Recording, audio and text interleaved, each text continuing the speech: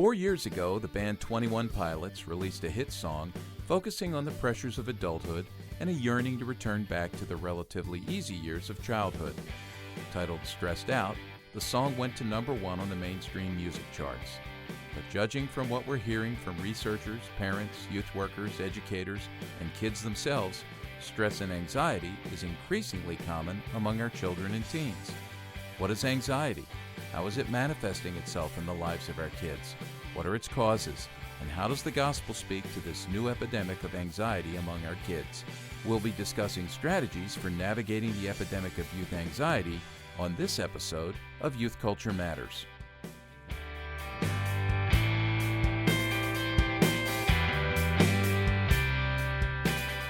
From the Center for Parent-Youth Understanding, this is Youth Culture Matters. If you're a parent, youth worker, educator, counselor, grandparent, or anyone else who cares about kids, we're glad you've joined us for this practical, informative, and hope-filled podcast. This is a place where together we talk and think Christianly about the rapidly changing world of today's children, teens, and young adults.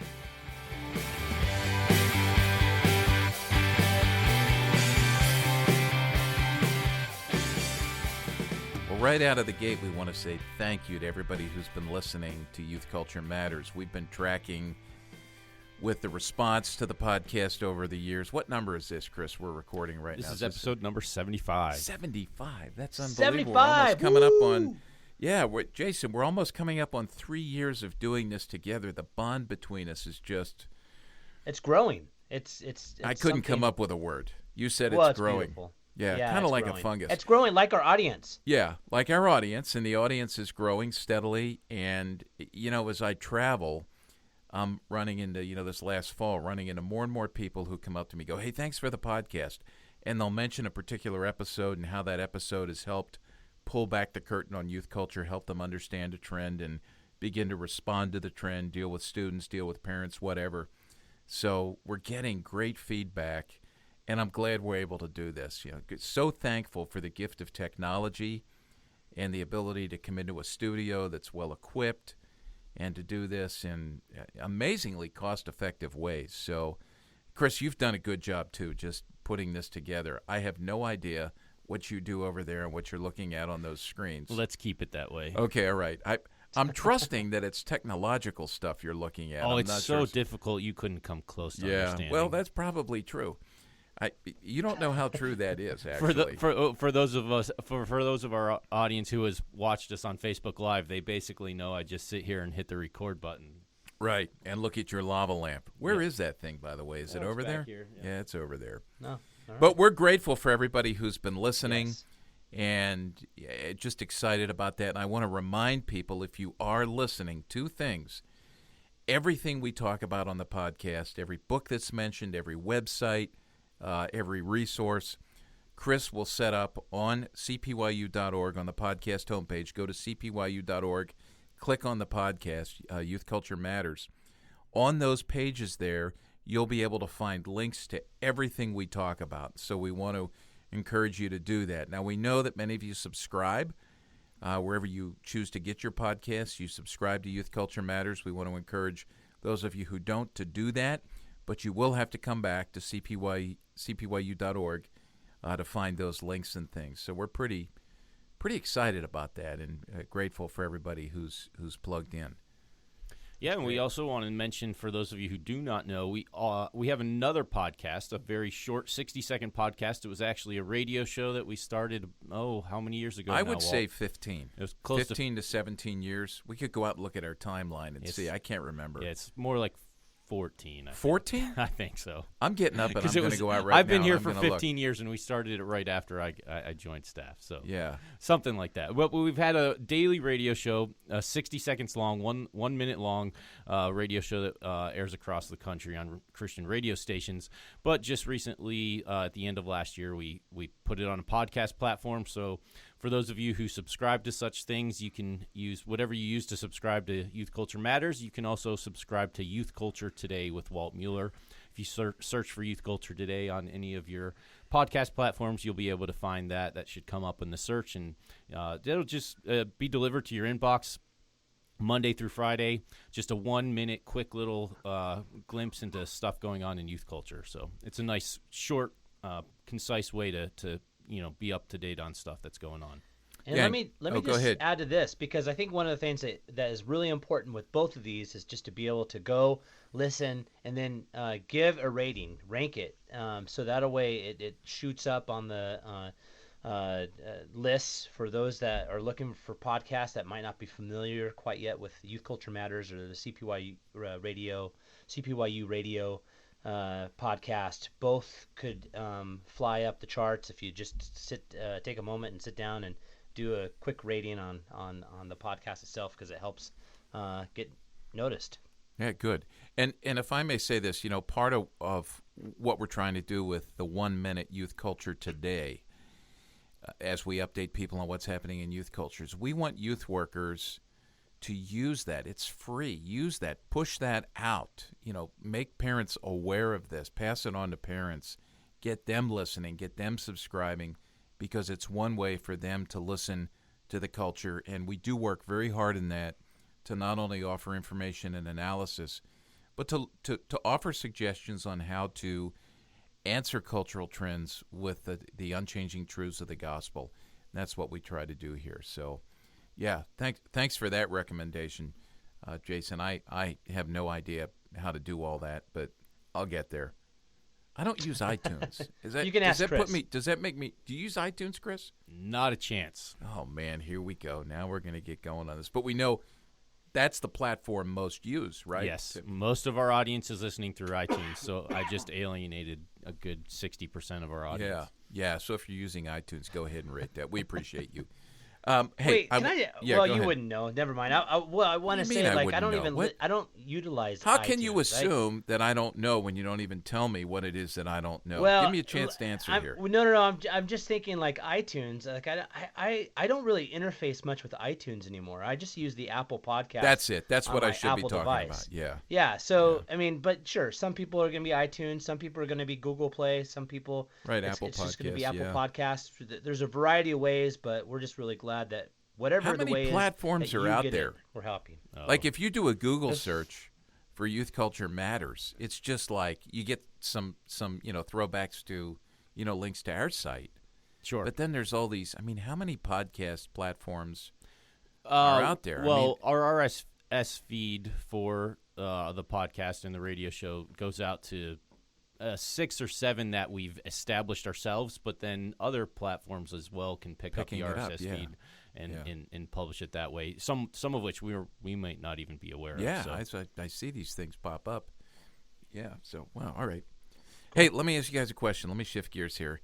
I want to talk about fear. We're going to have a little conversation, Jason and I and Chris, today about fear and anxiety, more about anxiety because that's a big deal with kids right now. But I was thinking about fears and phobias, phobias. So do you guys have any, what's your number one phobia? This would be a great question to ask students. Great conversation starter around the table, as the family's together eating. Mine's arachnophobia, spiders. Really? Big, small, it could be the tiniest little spider. I'm running the opposite direction. Do you make noise when you run? Besides just the sound of your... Are you screaming like a girl? Yeah. Well, this is good to know. Not necessarily. Yeah, but. yeah. Well, we'll have to put that... But I'll actually say now this, I know there's a way to figure this out. There's probably a term, a phobia term for this too. But maybe even worse than spiders is I like to be in the woods a lot, outdoors, walking through a spider web. Oh, you don't like that? Because then you have no idea. Maybe a spider is on you. Maybe there's a spider somewhere crawling around there. Maybe there was a spider on that web. Maybe there wasn't. That feeling of walking through your spider web, you'll see me. I'll lose it. I'll start convulsing and throwing my arms around trying to get the spider web off me. Yeah. That's what you're saying is you don't like Halloween. That's a whole nother podcast there. When you watched, we just had Christmas, right? So Which Home Alone movie was it where Kevin puts this? Is it one or the original, first yeah. one? That's the first does one. that Yeah, does the that scene original. freak you out when he drops that? What is that, like a black widow? Some big hairy thing. I think Tarantula. Tarantula. Tarantula. Okay, yeah. Yeah, that. Well, I've seen it enough times now that I don't get too weirded out. But I certainly, if I start picturing myself in that position, oh no, Yeah. thanks. No thanks. Yeah. Jason, what's your fear? Do you have one? Like from childhood, can you remember? Because I'm trying to think back. It's here's something that actually happens. It doesn't necessarily happen in real life, but when I am watching a movie and it's anything to do with heights and someone's climbing or they're like Mission Impossible 2 has that opening scene where like Tom Cruise is climbing and he has to jump, my palms will begin to sweat. Like I get really nervous, and I don't know what it is. Like it's just this. I go out and I'll go hiking and I'll be on trails where I'm really high up and I don't have any fear then, but when I'm watching a movie and someone is climbing or they're really high up and you get an angle or a shot where it's just straight down, that just causes my hands to sweat. Yeah. You know what? I'm with you on that because I was going to say heights is mine. So even now, still going up on a ladder, I'm just a little shaky. I'm just not confident. I just, like I'm always thinking this thing's, it's kind of like talking about Christmas movies. Chevy Chase is up on the ladder and the ladder comes off the roof or it, drops down, it doesn't hold the extension ladder. That kind of stuff freaks me out. I thought, Jason, maybe your fear would be, since we were talking about Home Alone, getting hit in the head with a full paint can that's on the end of a rope that gets dropped over it. No? No fear of that. Although I will say that this holiday season, what was great is that our oldest watched Home Alone for the first time. Nice. And reliving that experience of how funny that was the first time you watched that was that whole scene of all the different things that happened to the two criminals. Yeah. To Marv and Harry. Harry. Marv and Harry. Yeah, Harry and Marv. Yeah. Yeah. So, anyways. Well, I think back, if everybody would think back to their childhood and their fears, somehow those things just stay with us. I didn't like the height thing. I didn't like, the playground swings. We had those big, huge swings, and just as a boy, everyone else is jumping off, and you feel the pressure to do that. And well, it's weird. You say about that as a kid. There was a movie called I think it was Arachnophobia. Arachnophobia, yeah.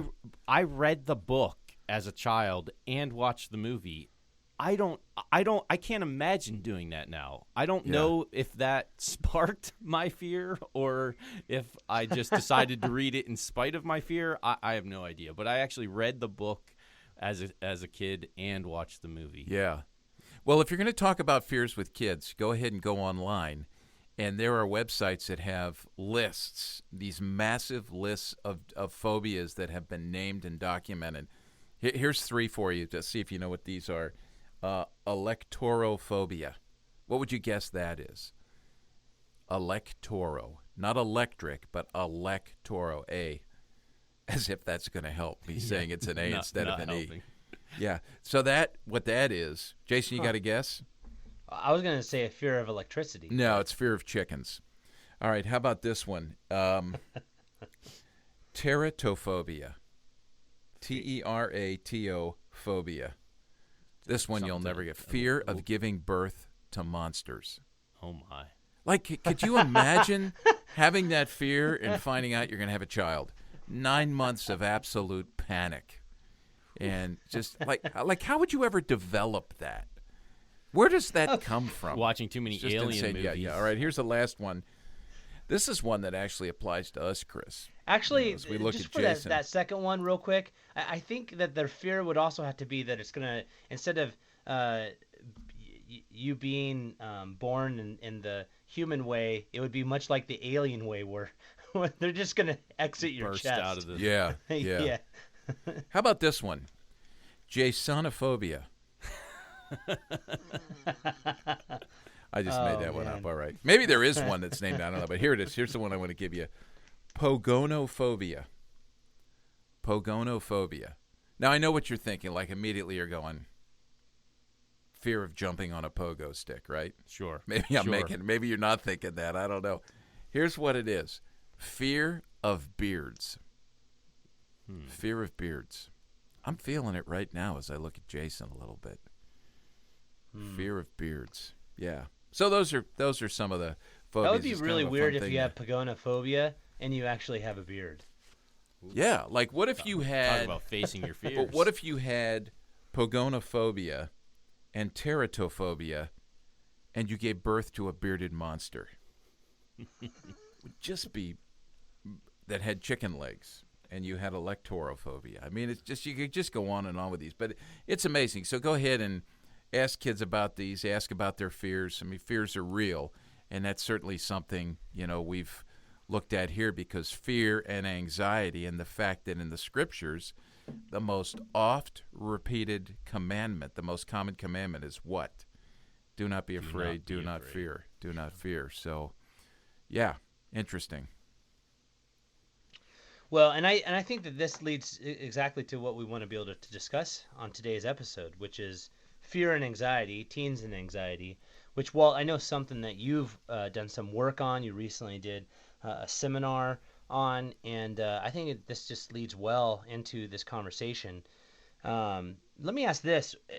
I'm just curious even how you got started with putting this together with teens and anxiety, because there's often a reason why you put together one of your seminars. And so I'm just really curious what led you to even developing this in the first place. Obviously, it's a real need, especially as we look at youth culture. Yeah. But what led you to develop this just recently? Well, you know what we do here. We watch culture. So when we hear about a trend or we see statistics on a certain thing spiking or it's getting a lot of traction in the news media, we want to figure out, what is this all about? What's going on? And certainly over the last few years, we've heard more and more kids say, I'm so stressed out. I'm so anxious.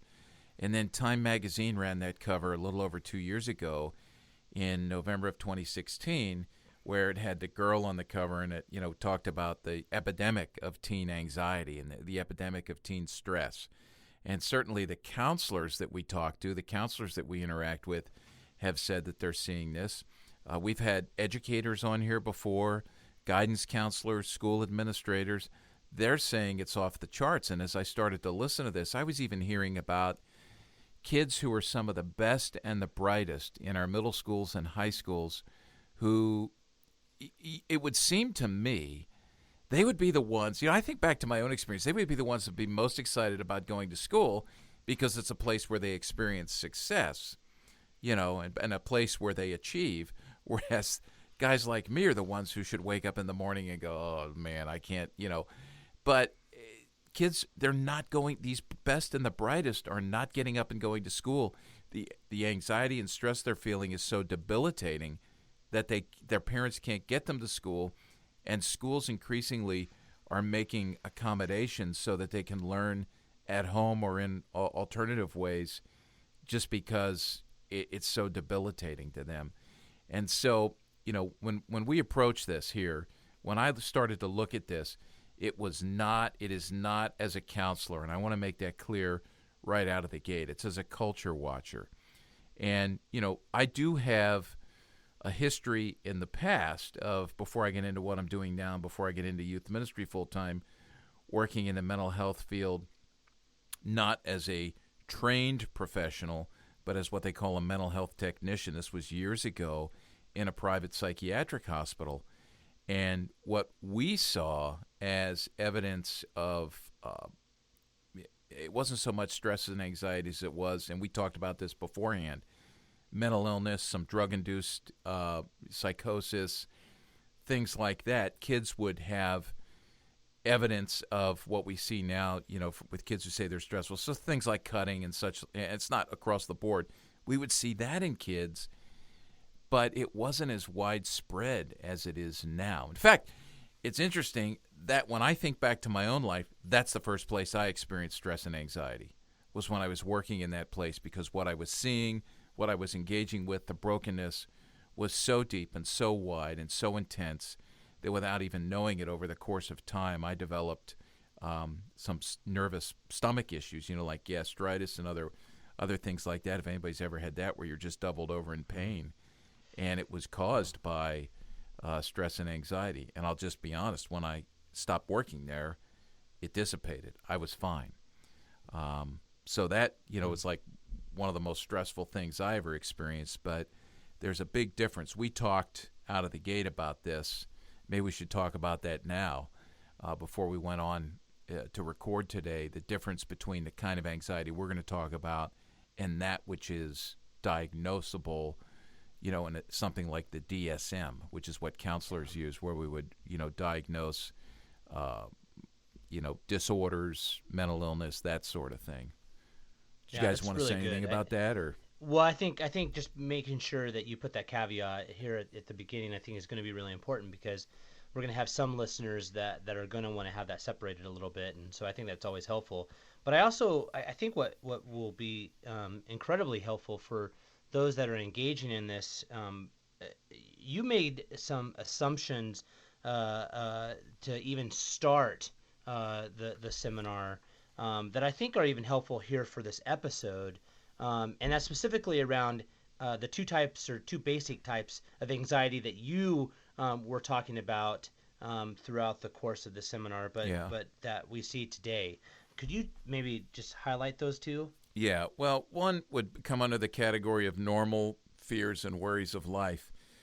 Somebody who was a couple of guys who were really helpful for me as I was reading and learning, especially from a Christian perspective, were David Pallison and Ed Welch, and I may refer to them a little bit later. They're involved with the Christian Counseling and Education Foundation in Glenside, Pennsylvania, but they've done a lot of work on this from a spiritual perspective, and I think that's how we have to look at it, because when we're working with kids, we've got a huge population of kids who are dealing with some of the normal fears and worries of life, and I think the scriptures speak to those.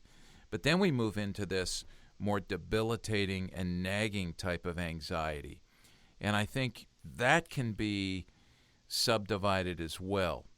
I think on the one hand, there's this widespread anxiety that's gone kind of viral among kids as they talk about being stressed out and being anxious, and then there are some who it's morphed into, or it's actually been something they've been dealing with their whole life, these anxiety disorders, and there are numerous types of those. In fact, Chris is going to put a handout up that runs through what some of those main, it'll be on the webpage for the podcast, but what some of those main types of anxiety disorders are that are diagnosable, that are mentioned in the DSM, along with symptoms of those.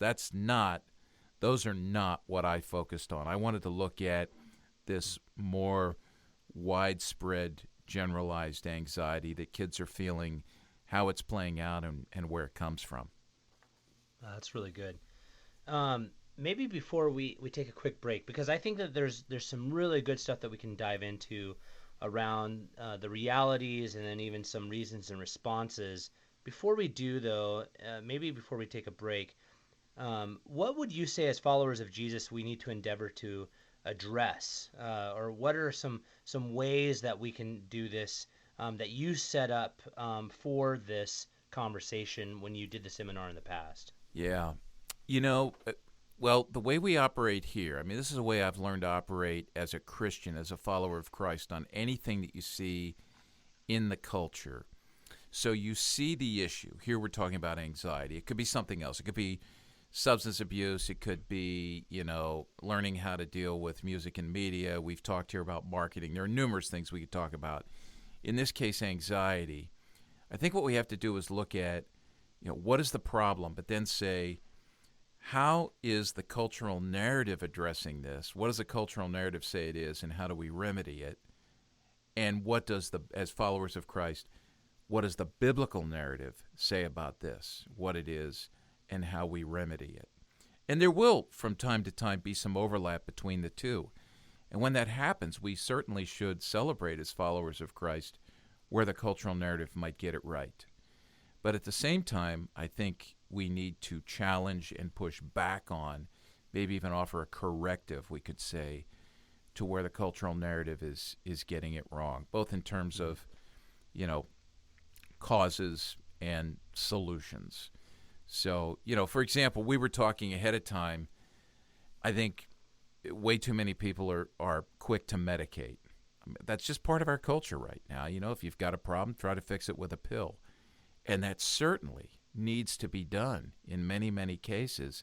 But I think we jump the gun on that many times. And I think sometimes, just to differentiate between the cultural narrative and the biblical narrative, sometimes there are truths that we can embrace as we preach the gospel to ourselves that God wants us to understand, and God's, through His Spirit wants us to integrate into our lives, that can help alleviate and serve as a remedy to our anxiety, rather than jumping right into medication, which again, I would say some people, that is certainly justified and necessary, I'm sure. I'm not a medical doctor, and I'm not a psychiatrist, and I'm not a psychologist, I'm not a counselor. But good Christian counselors will tell you that there are times when that is necessary. But I think we need to start with spiritual answers. That's good. Well, we're going to take a quick break, come back to this conversation in just one moment. Thanks for listening to Youth Culture Matters.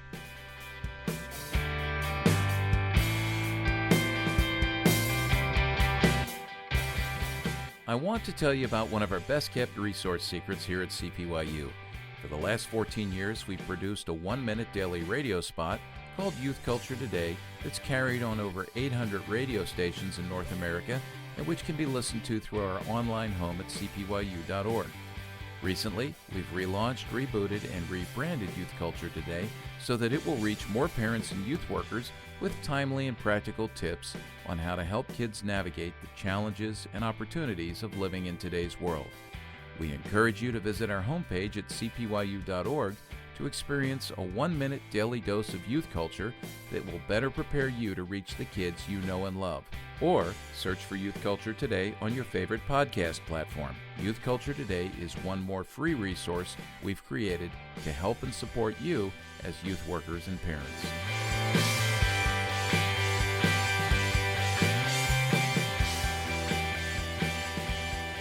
Welcome back to Youth Culture Matters.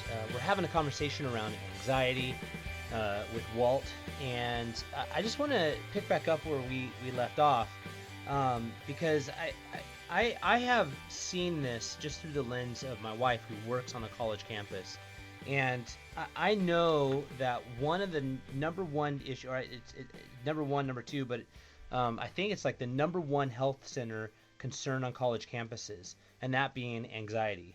I mean, is this something that you found in your research to be pretty true? Because it seems like it's just exploding. As I talk to other health counselors at other college campuses, as I travel, in your research, is this something that you found? Yeah, and Jason, people need to know you're embedded there on a Christian college campus, and That's it's right. no different than anywhere else. I mean, this is what they're saying consistently across the board is the number one healthcare concern. So some of the latest statistics on this, if you just look at how it's trending up, the American College Health Association does an annual survey, and the percentage of students reporting overwhelming anxiety during the prior year.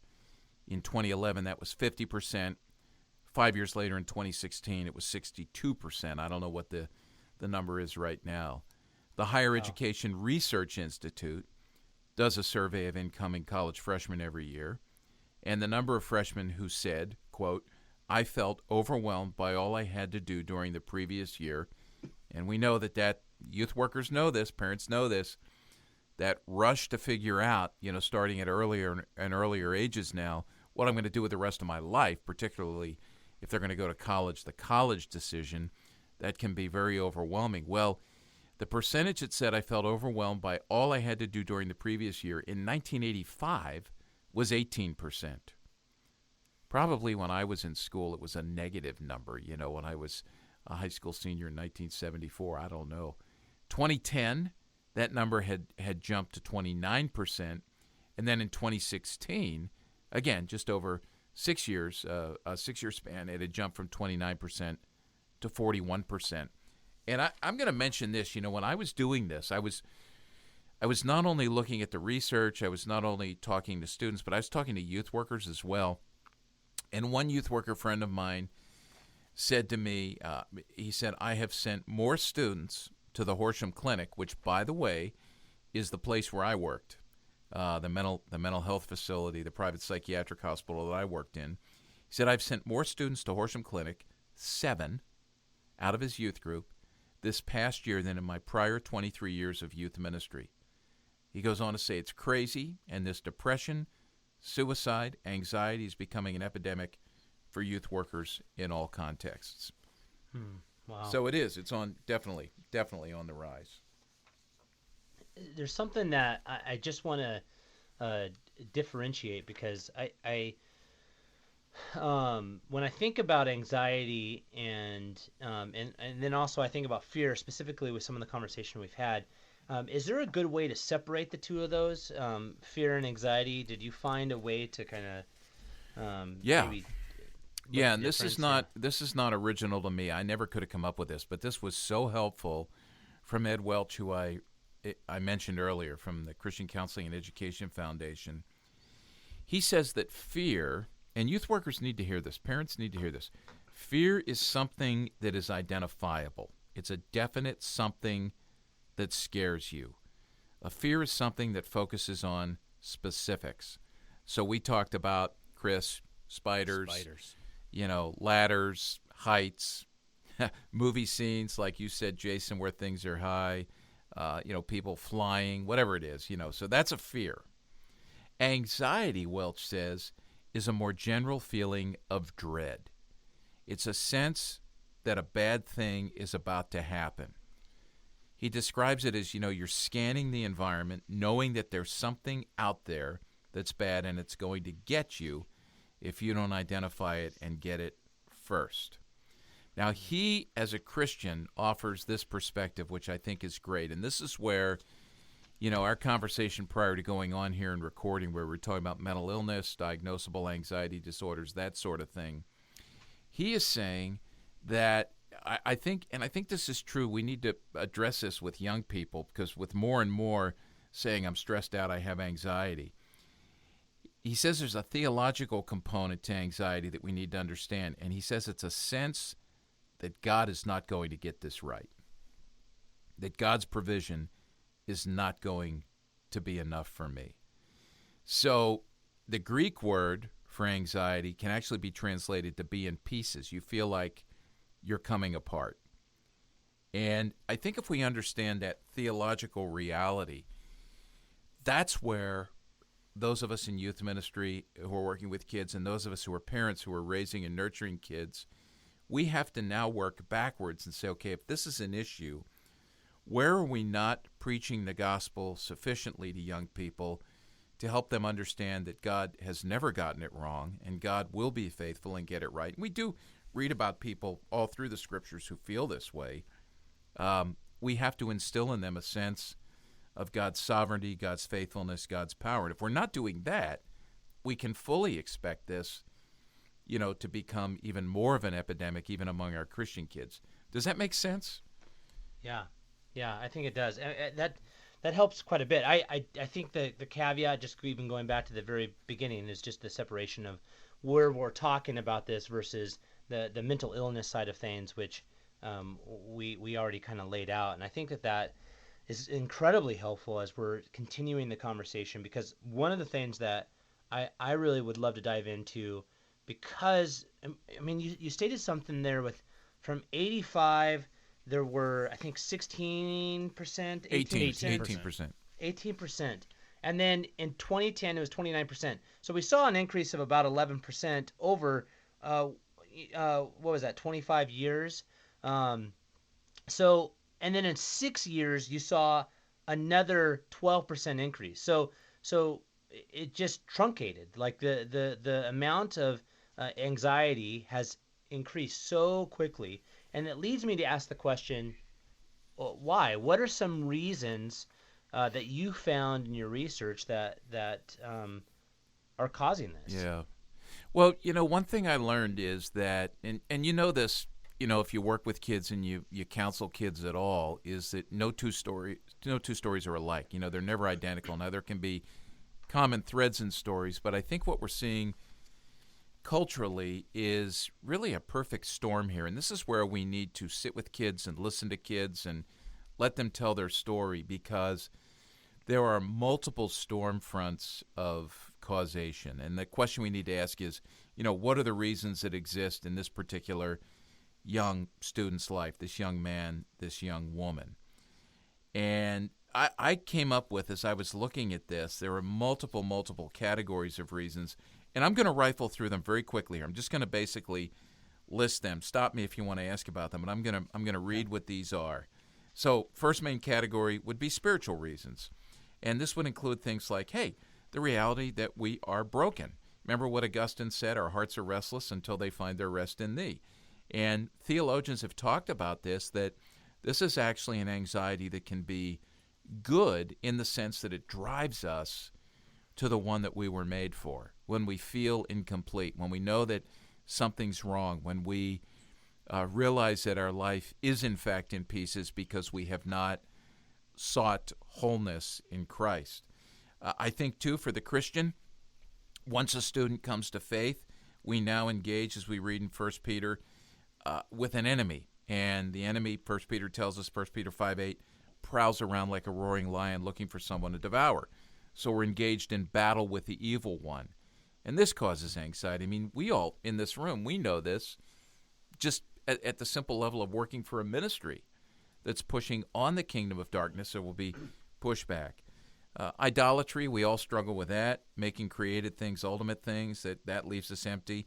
And I think unconfessed sin, when you read David in Psalm 51, restore unto me the joy of my salvation, I think there was a component of fear and anxiety there.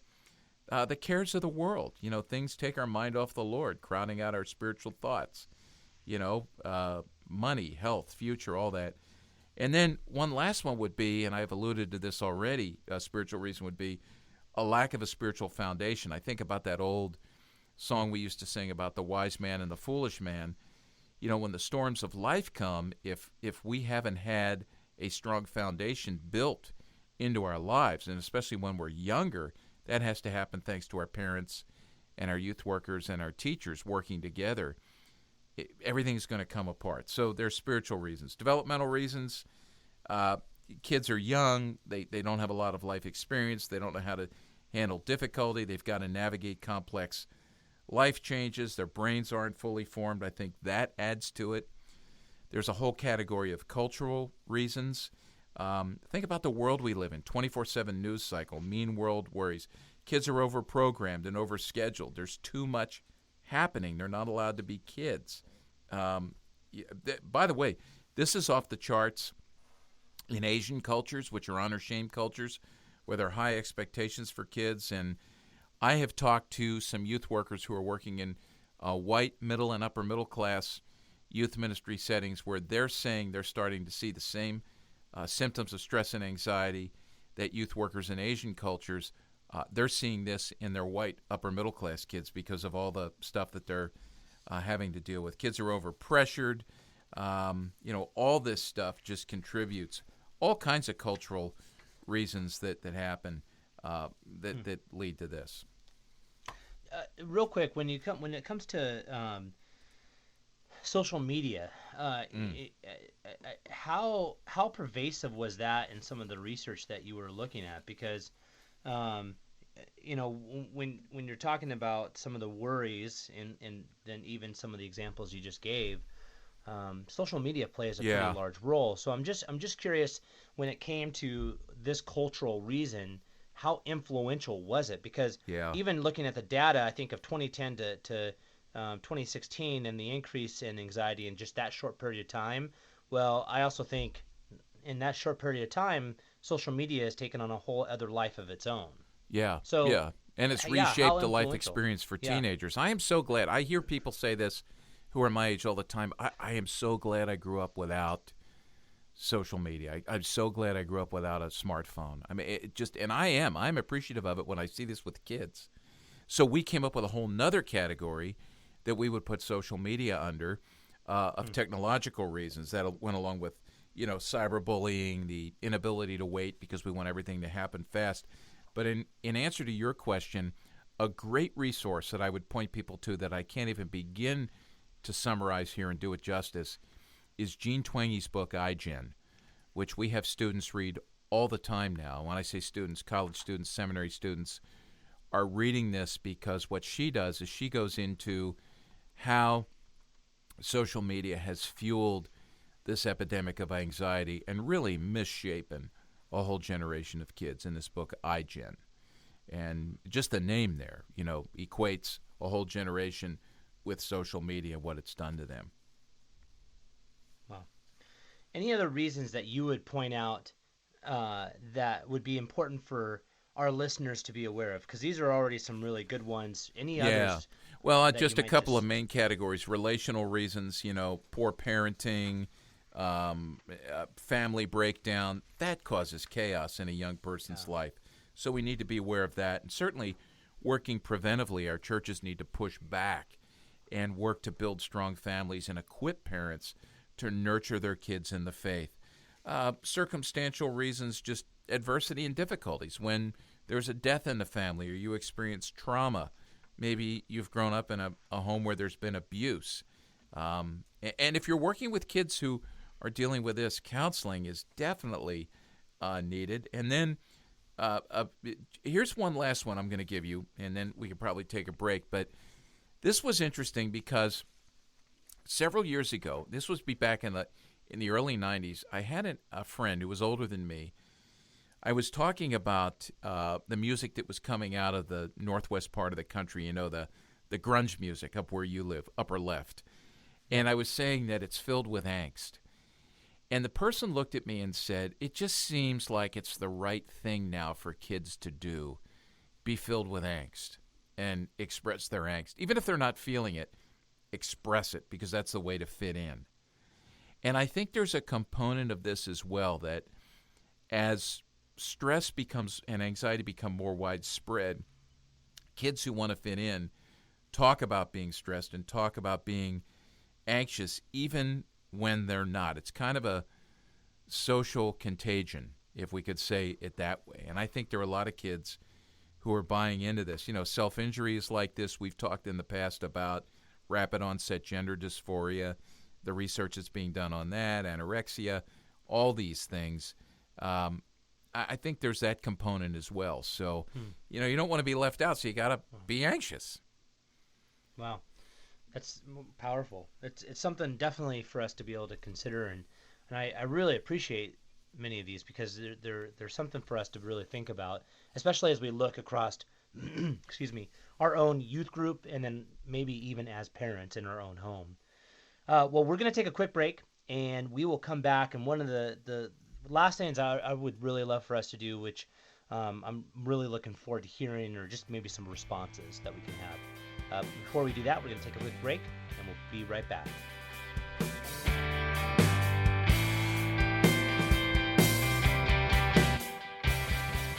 Here at CPYU, we continue to create resources designed to help youth workers encourage, educate, and equip parents to nurture their children in the faith as they grow up in a rapidly changing world. To that end, we've just released a new installment in our easy-to-use, plug-and-play series of parent meetings we call Just Add Parents. This new installment is called Raising Marketing Savvy Kids. The meeting is designed to teach parents about the role marketing plays in shaping the beliefs and behaviors of kids, along with how to nurture their kids into thinking critically and Christianly about the 4,000 to 10,000 marketing messages they encounter every day. The meeting includes 3 video teaching segments, along with questions to facilitate lively small group discussion following each segment. Parents will learn how to teach their kids to use our simple 7 ad filtering questions. You can use this Just Add Parents resource during one parent meeting, or you can divide it up over the course of 3 parent meetings or even a weekend retreat for parents. To learn more about this new resource and to order your copy, visit us online at cpyu.org. Youth workers, we've got your parent meeting covered. All you need to do is just add parents.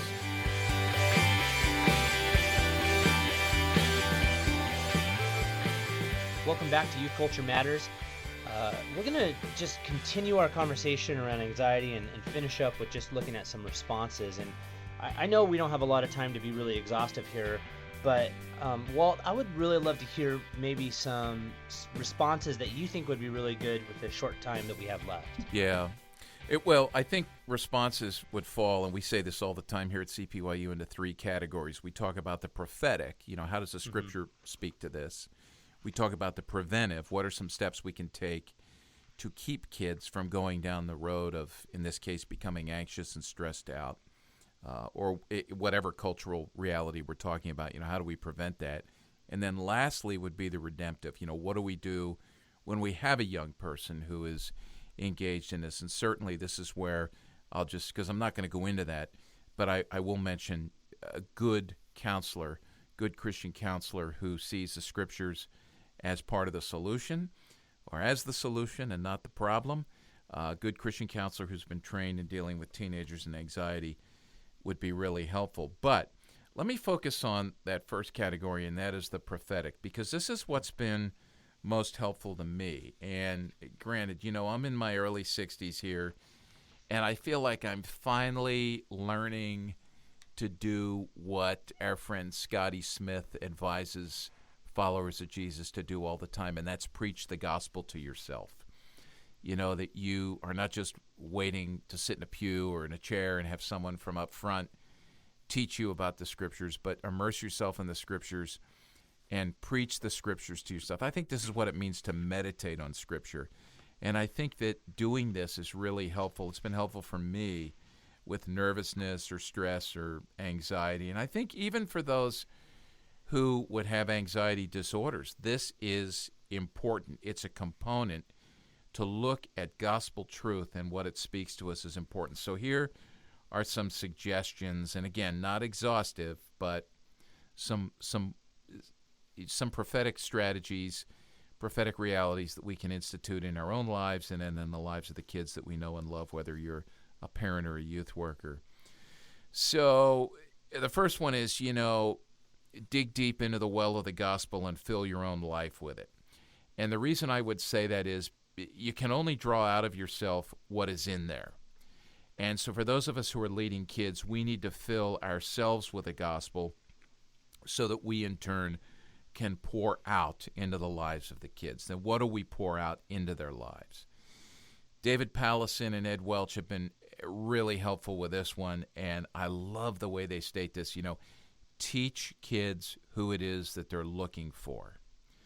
In other words, they're longing for a relationship with God. They want that restored, whether they know it or not.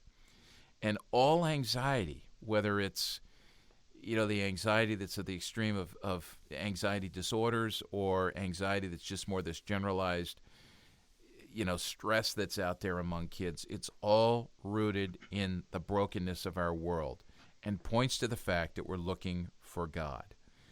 So for the kid who doesn't know Christ, get them to see that they're looking for a relationship with God through Christ. For the young person who does know Christ, because we are certainly not immune as followers of Christ from anxiety and stress, we need to see that as a call from God to go deeper in their submission to Christ. We read in Romans 8:22 that all creation groans. So help kids to see and hear that anxiety is a groaning for restoration. I do that in my own life. I need to be reminding myself of that all the time as we live in this broken world. Does that make sense, Jason? Did I explain that? Yeah. I just think that spiritual component of it is, it's like creation, fall, redemption, restoration. We're all groaning for that restoration, but we're living in a world of brokenness, and we need to seek that shalom. Yeah, it's so good. I really appreciate, as you're talking about the prophetic, you come back to many themes that are within Scripture that I think really are helpful when we're talking about this subject. I know we don't have a lot of time to be exhaustive. We already said that, but I just really appreciate the way that you have wanted to look at the biblical truth of anxiety, and where you've looked at anxiety and the cross. You also looked at the reality, and we've talked about this on the podcast many times, the reality of the spiritual struggle, oppression, opposition that is present in Scripture. Yeah. We can't go into all of those, but I do think that that's really important. And I don't know if there's any one one or two or three things that you just want to quickly grab from that you think might be really helpful for our listeners as they're thinking about their own responses, or directing them to help them frame their own response? Yeah. Well, you talking about scriptural references? Is that what you asked? Yeah. Well, just a few. So these are the things you can preach to yourselves. I mentioned already. The most frequent command in the Bible is don't be afraid or fear not. It's stated in a variety of ways, 365 times. That's pretty amazing. And the reason for that is God wants us to know that he is near. So in Philippians 4:6, we're told, do not be anxious about anything. God understands our anxiety. He realizes that the fact that he commands us, says, I realize this is an issue for you. What Jesus says in Matthew 6:27, who of you by worrying can add a single hour to his life? I need to preach that to myself. 1 Peter 5:7, cast all your anxiety on him because he cares for you. Preach that to yourself. My grace is sufficient for you. My power is made perfect in weakness. 2 Corinthians 12:9. Preach that to yourself. David Pallison said this. I love this when I heard him say it. You have good reasons to be afraid. The world is broken and out of control. You're broken. But you have better reasons, Pallison says, for trusting God, because God is with you. And that's what it means to see God as a redeemer. And I think, too, we need to go to the cross, because we realize that as humans, we're victims of anxiety, but because we are Christians, we are, as the scriptures say, conquerors of anxiety. And the reason for this is the cross. Jesus took all of our anxieties on himself on the cross and conquered them. It's an amazing expression of grace. There's a Swiss Catholic theologian who was very helpful to me. He's written a book called The Christian in Anxiety. His name is Hans Urs von Balthasar. That's a tough one to say. He wrote this in his book. He said, human fear has been completely and definitively conquered by the cross. Anxiety is one of the authorities, powers, and dominions over which the Lord triumphed on the cross and which he carried off captive and placed in chains to make use of as he wills. And so we need to realize that. And some anxiety is redemptive because, again, it pushes us back to Christ. I love what Spurgeon said. You talked, Jason, about the reality of spiritual struggle, oppression, and opposition. And we read that in John 10, we have a good shepherd. There's an enemy who is a thief who comes to steal, kill, and destroy, but we're in the hands of the good shepherd. Spurgeon says, that the enemy roams the earth even though he's defeated. He says the evil spirits of hell must acknowledge to their own misery God's undoubted supremacy, and even when allowed to roam the earth, one ankle is chained.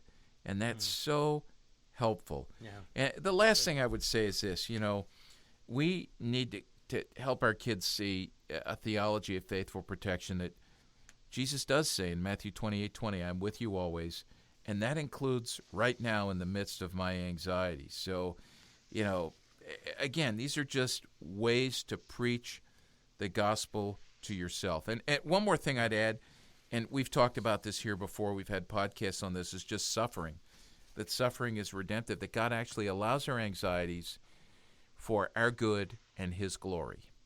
And I know that can be tough to swallow, but God uses these difficult things to winnow off of us, to help us shed those things that keep us from being more like him and trusting in him, and God uses it to reshape us into his image. So keep remembering that. The difficulties of life, even the anxieties, are there for our good and his glory. It's just a total reorientation of how we think about life, that we're not at the center of the universe, but God is. So maybe real quickly, give us maybe one or two preventive responses. Those were some prophetic responses. What would be one or two preventative responses that you would share? Boy, that's a good question. One would be just sleep and exercise, which kids are not getting. As a cultural trend, more time on social media, overnight, sleeping with phones. They're not getting. We go over this all the time on our 1-minute radio spot. Seems like every 6 weeks we talk about sleep at least once. 9 hours, 15 minutes of uninterrupted sleep. A lack of sleep, a lack of exercise, living a sedentary life, that contributes to anxiety and stress. So that's one. And then the other one I would say would be a Sabbath, just taking a Sabbath. We should probably do a whole podcast on Sabbath because it's one of the commandments, and God made us for a rhythm of work and rest, and when we're not resting, life becomes stressful. I know that. You know that. We lament with each other all the time. I got to power down. I got to step away. I've got to take some time to refuel, and we need to do that. So we need to, as parents and as youth workers, instill that into our kids. That's so good. And then in the same respect, what about redemptive? What are one or two redemptive strategies that you would look at? Yeah.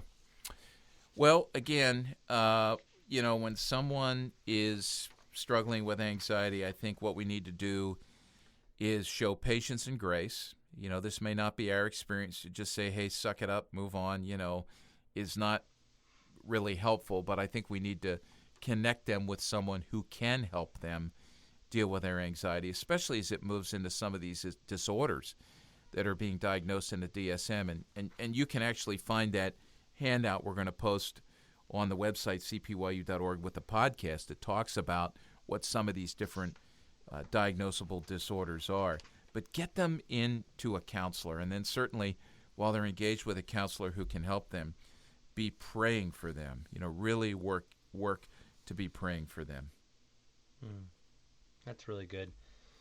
Well, thank you so much for sharing this. I think I would I would not be alone in saying this is really helpful just for us to be able to consider as youth workers, as parents. These are just the times, and so being able to look at this and have resources is really important. Let me just say this. I know you might not, but I think it's important for me to be able to share that this seminar in its completeness, or in its entirety is available for you to be able to have Walt come out and share. And obviously there's so much more that is needed to be able to discuss. We've got a limited time here, but maybe have him out to your church to be able to come and share this seminar, because this is just a very short portion of what is an exhaustive look at this issue. So I'll say, just make sure I make a plug. Let me say something to that, Jason. Look, I'm just going to confess this. I mean, putting this a seminar together and presenting it actually made me anxious, because I'm not a counselor, right? So yeah. And I am painfully aware of how much I don't know. And I always realize that the more you learn, the more you realize the thing you learn the most is how much you don't know. And so I feel very ill-equipped, let me say, to speak on this with any sort of authority. However, every time I've given this seminar, I've been shocked at the number of parents, and even more so, the number of youth workers who are connected with kids who will come to me afterwards and say, that was really, really helpful. Now, I've designed it to be helpful, but what I'm learning is we know so little that even just this amount of information is infinitely much more than what most people have. We just aren't thinking about this. So I'm going to endeavor to learn as much as I can about this and continue to learn about it. It's not the be-all, cure-all, but it's a start. And I think it's a way for us to, hopefully the podcast has been helpful for people, a way for us to start to think about this and address it. That's great. Wow. Well, we've covered a lot of ground here in a short period of time, but we're going to be sure to include many links, resources, that handout that's been mentioned a few times, even a link to the seminar that's available. We just want to say thank you again for listening to Youth Culture Matters, partaking in what has been 75 episodes. We're so excited, and we're excited for 75 more. But we just want to say thanks, and until next time, happy podcasting. We'll be back with Youth Culture Matters here soon. Thanks. Thanks for joining us for Youth Culture Matters, a podcast from the Center for Parent-Youth Understanding. If you'd like to learn more about today's youth culture, visit our website at cpyu.org. And if you have any questions, comments, or feedback, email us at podcast@cpyu.org.